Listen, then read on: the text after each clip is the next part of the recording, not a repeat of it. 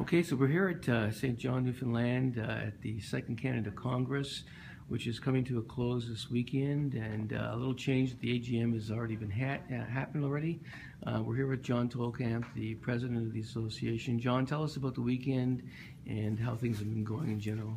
Well, it's been a good weekend, and there's two primary things that we objectives here. One is we have our board meetings, and it's the new board, so there's been some changes there. So the new boards getting engaged, and then the second part is really the meat of the weekend is the interaction with the provinces and territories. So it's an opportunity for Cycling Canada and the provinces and territories to meet and talk about what's happening across the country, where we need to move the needle on, and what's going well, and just have those conversations.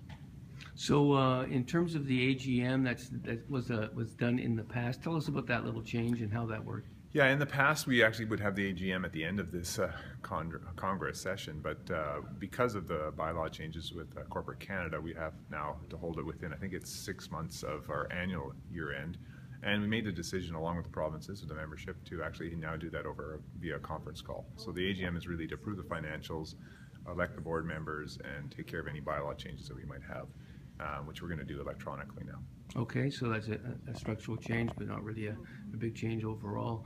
So talking about, we interviewed Jacques Landry from the High Performance Committee, just looking forward to next year, which is, of course, a big year for the association.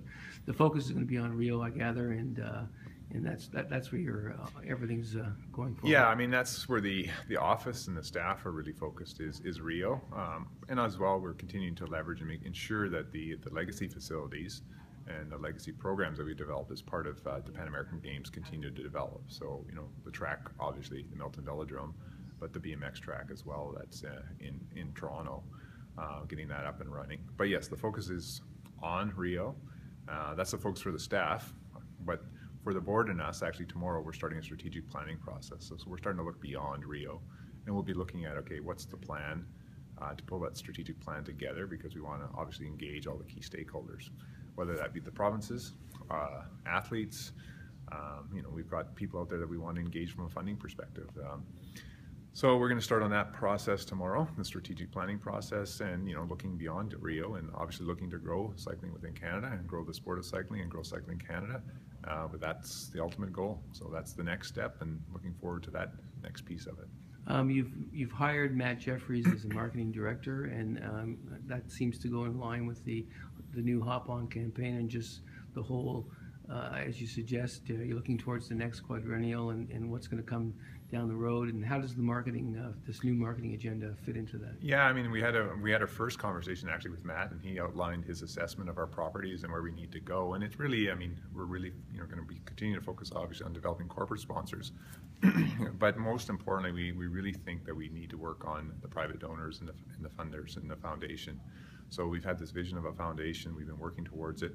We're hopefully getting close to really launching it in earnest.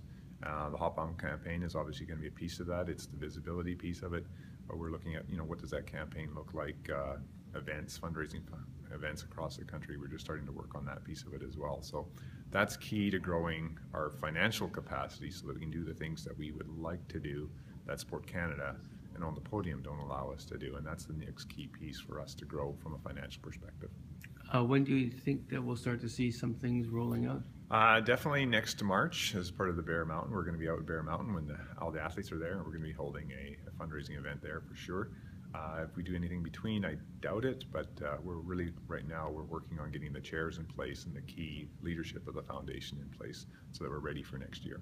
Okay, so if you have a kind of a closing summary of this season, and obviously, with the track and with the medals, it's there's been a lot to be happy about.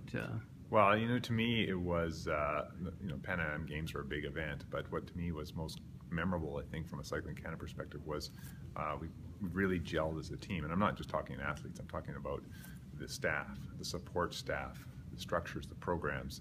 What we're doing with the next gen. I mean, we've got so much more capacity, and it's a real team out there, and seems to be working well together. And we want to just continue to leverage that, bring home some medals in Rio, first of all, foremost, and deliver on that piece of it.